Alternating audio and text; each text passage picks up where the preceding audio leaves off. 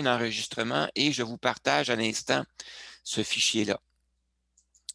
Alors donc, vous devriez voir à l'écran un fichier PDF qui reproduit un exemple de cas traité avec l'outil d'analyse de l'évolution du prix des loyers dans les résidences pour personnes âgées au Québec.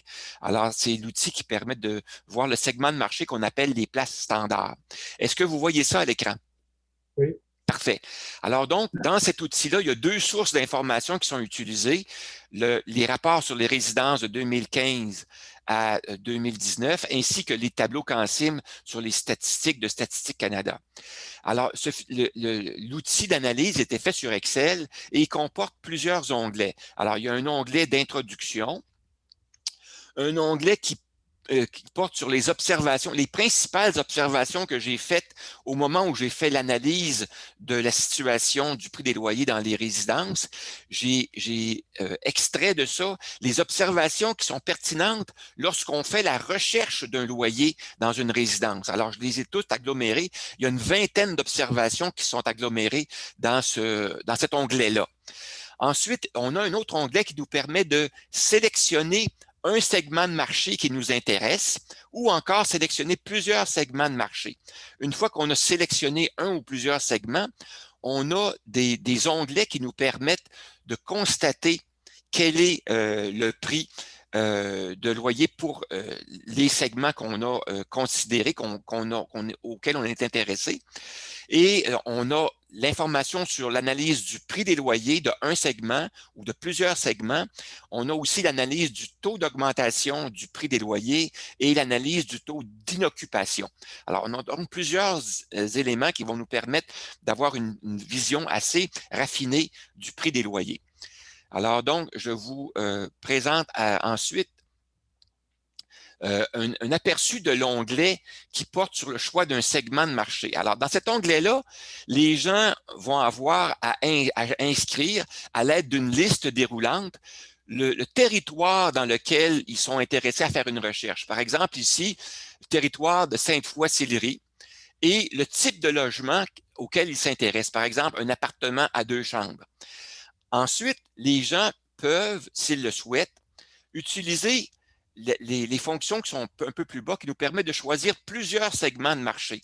Par exemple, on a la liste des segments de marché qui sont la même liste qu'on retrouve dans les outils, dans les rapports sur les résidences de la SCHL. Donc, j'ai donc répliqué les mêmes segments qu'eux.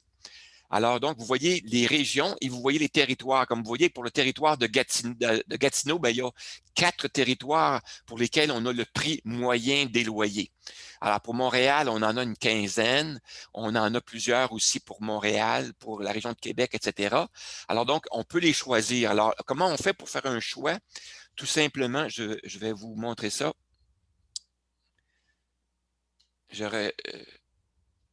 Voilà, alors on choisit en inscrivant un X dans une colonne. Alors, on dit, par exemple, moi, je serais intéressé à comparer plusieurs segments, à voir les résultats pour plusieurs segments.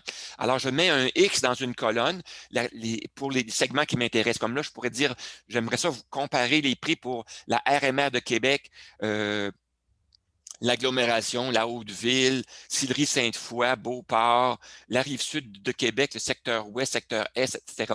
Donc, je peux choisir les segments avec lesquels j'ai un intérêt pour pouvoir comparer les prix.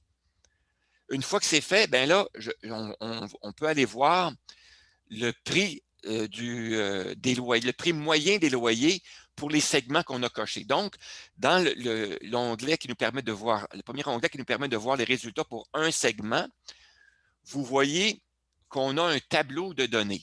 Alors, on a ici à droite le numéro du segment qu'on a choisi, qu'on veut identifier. Donc, c'est le territoire de Sillery-Sainte-Foy. Et on avait choisi appartement à 2 chambres.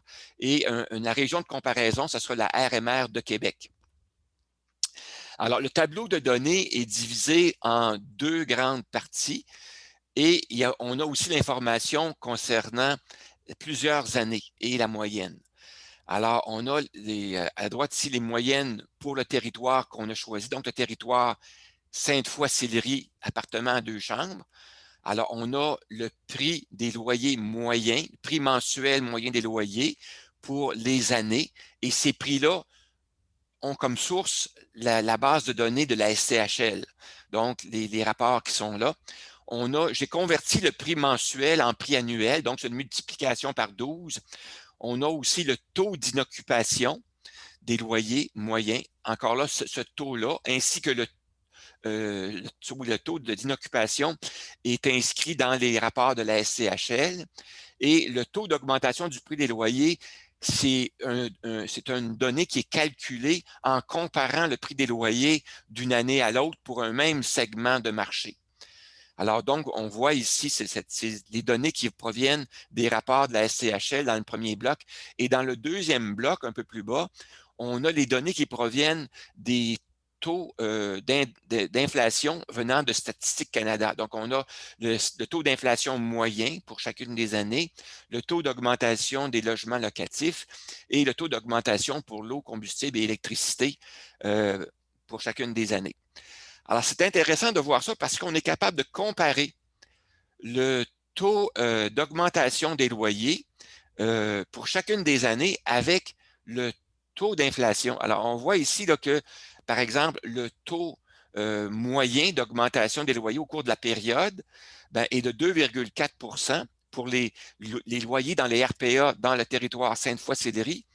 Et si on le compare au taux d'inflation moyen de la RMR de Québec, c'était 1 et le taux d'augmentation des logements locatifs, c'était 1,1 Donc, on peut donc voir que le taux d'augmentation dans les RPA est plus élevé et plus du double que le taux d'inflation et le taux d'augmentation des loyers dans la RPA, dans l'ensemble des logements locatifs. Un peu plus bas, vous avez des graphiques qui reproduisent simplement sous forme graphique les données qui sont présentées dans le tableau plus haut.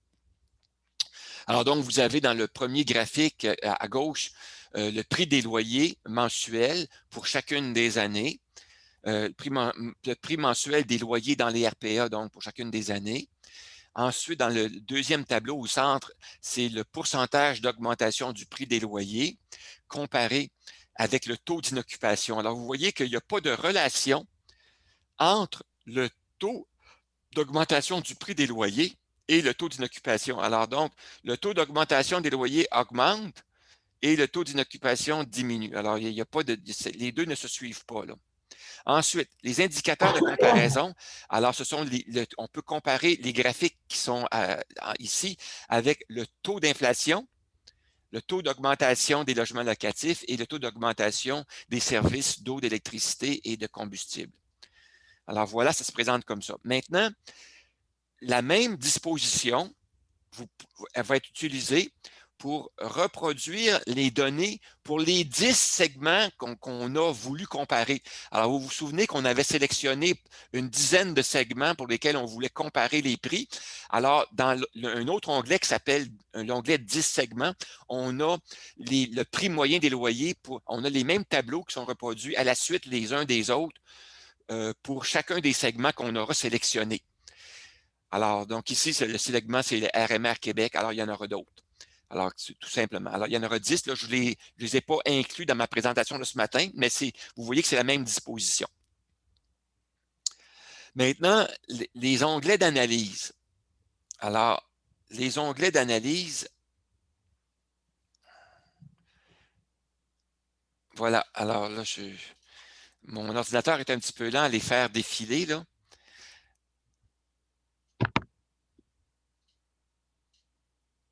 Alors, le premier onglet d'analyse, c'est l'analyse du prix des loyers dans les RPA. Alors, donc, on a ici, dans cette section-là, ou dans cet onglet-là, l'information sur le prix moyen des loyers dans les RPA par région et par territoire. Alors, on en a pour les RPA, l'ensemble des RPA, il y a une centaine de territoires qui sont déclinés dans les rapports sur les résidences de la SCHL. Donc, on va retrouver ça dans cet onglet-là, une centaine de lignes finalement, une ligne par territoire. Alors, pour chaque territoire, on voit le prix mensuel moyen des loyers en 2019, donc la dernière année dans laquelle on a fait notre recherche. On a les prix pour l'ensemble du territoire, on a le prix moyen pour les chambres privées, les studios, appartement à une chambre, appartement à 2 chambres. Alors, on les a segmentés par type de logement. Alors, c'est intéressant ça aussi. Ensuite, un peu plus à droite, on a le classement. Alors, si on veut savoir pour un territoire donné, dans quel ordre se situe-t-il en termes de prix? Alors, le prix le moins cher va se retrouver dans le territoire numéro 1 ici. Alors, ici, le territoire numéro 1, on voit que pour les appartements à une chambre et les studios, c'est les territoires de l'île de Montréal-Nord. Par contre, dans le même territoire, l'île de Montréal-Nord, si on considère une chambre privée, bien, on est au 47e rang par rapport à l'ordre des prix. Alors, selon ce qu'on cherche, on est capable de voir si le territoire qui nous intéresse il se situe où dans l'ordre d'augmentation des prix ou dans l'ordre des prix, si vous voulez. Alors, c'est comme ça que ça fonctionne. Et ce qui est intéressant avec Excel, c'est qu'on peut appliquer un filtre sur une ligne donnée, donc sur la ligne qui correspond au titre des colonnes, on pourrait appliquer un filtre et faire une sélection pour un territoire ou une région donnée et ne voir apparaître que les lignes d'information qui sont pertinentes à notre recherche. Alors ça, vous apprendrez à le faire lorsqu'on aura la formation. L'onglet suivant, c'est une même disposition, mais là, on s'intéresse plutôt au taux d'augmentation du prix des loyers. Donc, c'est la même formule, mais dans les colonnes du centre, ce qu'on voit, ce n'est pas le prix des loyers, mais le taux d'augmentation du prix des loyers de 2015 à 2019. Alors, on a donc les taux d'augmentation qui sont là. Et un peu plus à droite, on a le classement. Alors, selon le taux d'augmentation, vous voyez si le taux d'augmentation est relativement important ou peu important. Alors, donc, pour l'île de Montréal-Nord qu'on a regardé tantôt, on voit que le taux d'augmentation pour une chambre privée est au 82e rang. Donc, ça veut dire qu'il augmente ses frais beaucoup plus rapidement que la moyenne à Montréal-Nord. Alors voilà, ça nous indique le taux, la croissance moyenne des logements, à quoi on peut s'attendre. Ensuite, on a également l'information sur les taux d'inoccupation. Alors, les taux d'inoccupation vont intéresser les personnes qui se recherchent un loyer actuellement et ça reflète l'état du marché. Alors, même pour les propriétaires de résidence, lorsqu'ils voient qu'un taux d'inoccupation est très bas, ça veut dire qu'ils ont plus de chances de louer leur logement. Et si le taux d'inoccupation est très élevé, ça veut dire qu'ils ont moins de chances de louer leur logement. Alors, en conséquence, ils sont peut-être plus négociables pour ce qui est du prix du logement. Alors, vous voyez un peu, ça peut servir à négocier le prix du logement aussi, là, cette information-là. On l'a donc toujours listé par territoire et c'est fait de la même façon. Donc, c'est facile à se repérer d'un onglet à l'autre. Alors, c'est la présentation des outils d'analyse des marchés. Il y en a 3 qui sont faits sur le même principe.